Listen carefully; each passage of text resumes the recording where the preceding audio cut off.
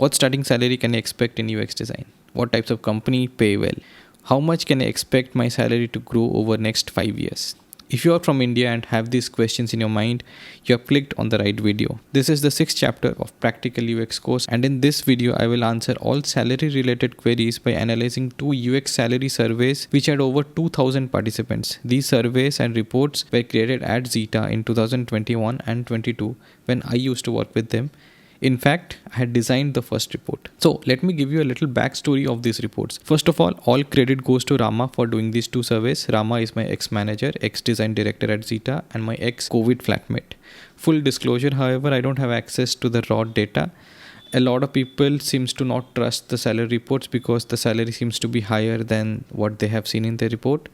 So that is okay. I know Rama personally. I have worked with him and lived with him. I trust him and this report. If you don't believe the numbers, then please share an alternate reference material for me. I will be happy to include them in my future videos. Coming back to the salary survey report, around 650 people participated in the 2021 version, while 1450 people participated in the 2022 version. The salaries that are shared in the report are of Indian designers, and they are without including the ESOPs or equity components. Now let's look at both the report data simultaneously. I'm scoping it to the first 5 years because the report goes till 15 years of experience as well, but since maximum data points were available for 0 to 2 years and 2 to 5 years range, I'm keeping the scope to these values for maximum reliability. Now let's look at the graph. The median salary for people with experience of 0 to 2 years was 7 lakhs in 2021 and 8.5 lakhs in 2022. And similarly, the median salary for people with experience of 2 to 5 years was 10 lakhs in 2021 and 14 lakhs in 2022. We can see a 20 to 40% boost in salaries for these two surveys. And the reason is a lot of investment had happened post-COVID in 2021, which had led to the drastic movement of values. Coming back to the graph, the 0 to 2 years experience range had 7 to 8 LPA as the median, which means the starting salary you could have expected back then was 5 to 8 LPA. But currently the market is down. People are saying that the salaries are down by also 10 to 20%.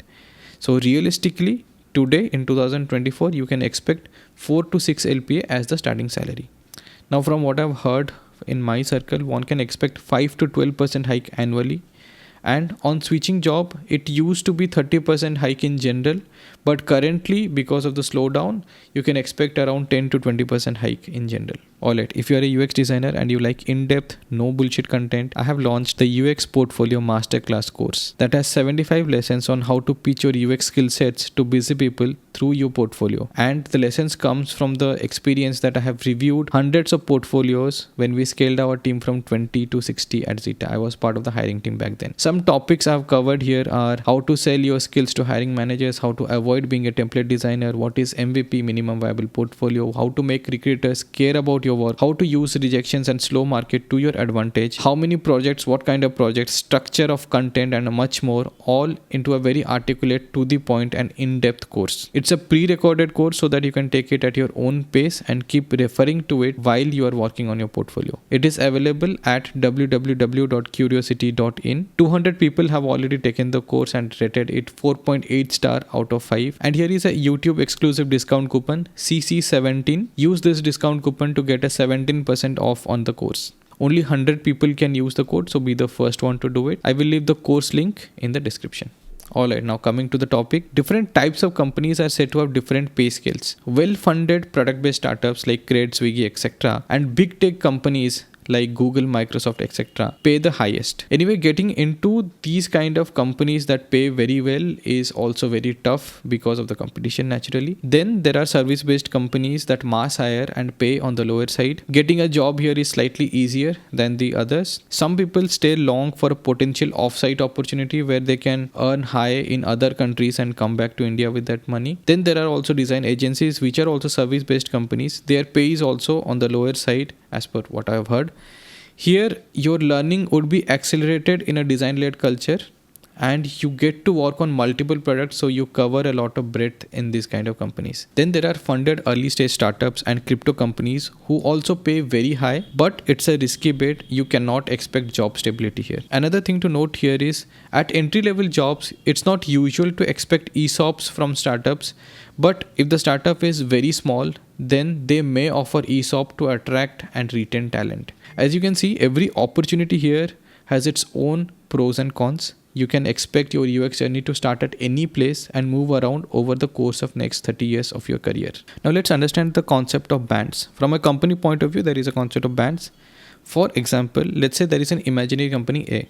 For UX designer 1 role, which needs 0 to 2 years of experience, it has allocated a salary of 5 LPA to 12 LPA. For UX designer 2 role, which needs 2 to 4 years of experience, it's 10 to 24 LPA. For senior UXD, which needs 4 to 8 years experience, it's 18 to 32 LPA. In the graph, this UXD1 is in the red, UXD2 is in green, and senior UXD is in yellow. And you can also see some overlaps here. What you'll observe here is salaries are in bands and they are not fixed for a particular role, which means there is always a room for negotiation. The next thing you will see is within the same company, a UXD2 at the higher end of the band can earn more than a senior UXD in the lower end of the band. For example, a company could hire a UXD2 at 22 LPA while their old senior UXD is getting 18 LPA. It is also possible. But the thing to understand here is if you are at the top of your band but your skill isn't enough to get a promotion, then naturally your annual hikes will be low because the company will try to keep you in the same band. So this 22 LPA guy might see salary growth from 22.5 to 23 to 24 over the next 3 years if he's not ready for the next role. So skilling up is also as important a craft as negotiation. Now let's get into a comparison mode. Let's say there is a company B, it pays less. Its bands are 3 to 6, 5 to 12 and 10 to 15 LPA. And let's say a top UXD2 in this particular company, company B, is getting 10 LPA. He's in the green zone and he's getting 10 LPA. And then he switches to company A and joins them at 18 LPA, still in the same green band. But what you will see here is there is a massive 80% hike on that switch, which everyone talks about. But you now understand the nuance of how that 80% jump happened. So you need to understand these nuances and not get biased by whatever people are talking about in social media or in your peer circle. Now, it's very natural and very human for us to understand different people's salaries, especially our peer salaries, and be jealous about it. But here's the thing. We can never fairly compare. Imagine this one guy getting 40k and another guy getting 80k. Who is rich here? Instinctively, you will say the 80k guy is rich. But if I add another detail, if I tell you that the 40k guy's father is a mining mafia and a 80k guy's father runs a cycle repairing shop, who do you expect to be more rich now? Right? Or imagine if the 40k guy lives in a village and it costs about 10k per month to live, while it costs 60k for this 80k guy to live in Bangalore. So who is saving more here? One guy is saving 30k, one guy is saving 20k. Or imagine that this 40k guy got a promotion from 30k to 40k, while the 80k guy got a salary cut from 2 lakhs to 80,000. One got from 30 to 40, one got from 200 to 80. Who do you think is happier now? Okay. Or another situation, let's say the 40k guy's dream is to take his parents to Jagannath temple in Puri versus the 80k guy's dream is to travel 30 countries before he becomes 30 years of age. Who do you feel feels more poor here? Right.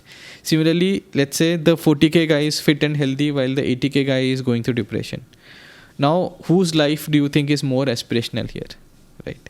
I can keep going on like this, but the truth is we can never know the full story of other people's life. Their expenses, their wealth, their power, their contact, their parity, their dreams, and so on.